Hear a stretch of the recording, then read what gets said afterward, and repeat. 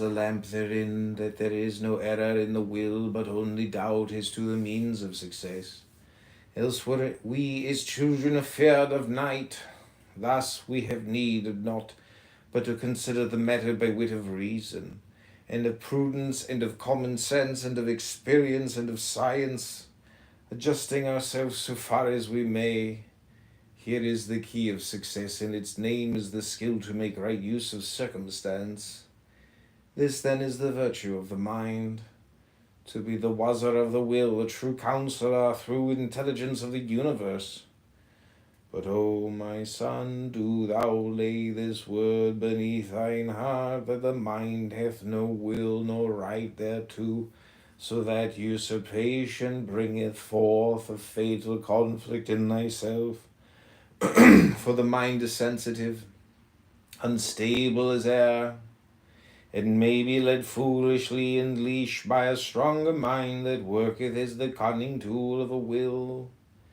Therefore thy safety and defence is to hold thy mind to his right function, a faithful minister to thine own true will, that is king of that star whose name is thyself.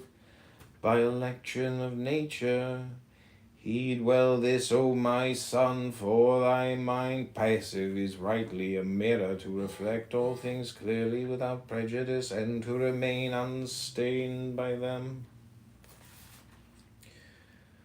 On the way of wisdom, de cursus sapientis.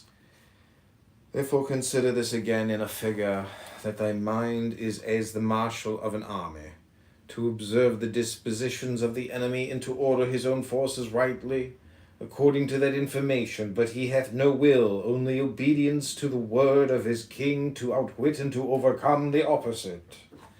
Nor doth that king make war by his own whim, if he be wise and true, but solely because of the necessity of his country, and its nature, whereof he is but executive officer and interpreter.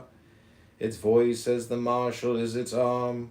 Thus then do thou understand thyself, not giving place to thy mind to dispute thy will, nor through ignorance and carelessness allowing the enemy to deceive thee, nor by fear, by imprudence and foolhardiness, by hesitation and vacillation, by disorder and the lack of firm correctness, by failure in elasticity or in obstinacy, each at its moment, suffering defeat in the hour of shock.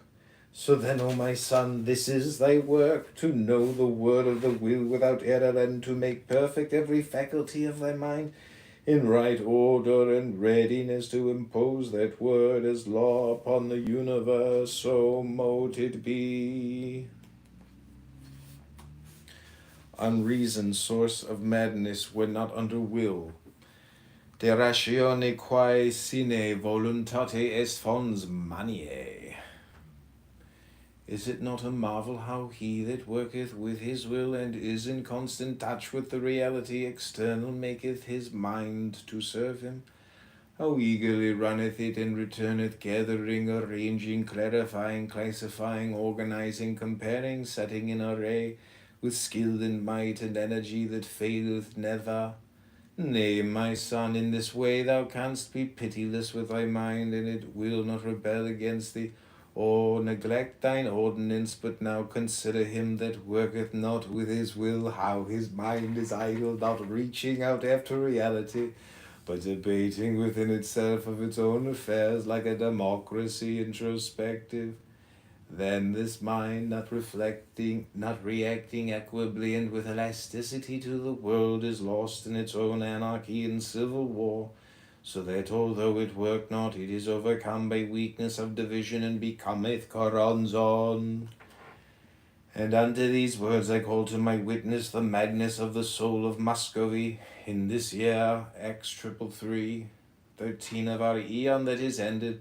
Therefore behold how this our law of Thelema, do what thou wilt, is the first foundation of health, whether in the body or the mind, either of a simple or a complex organism.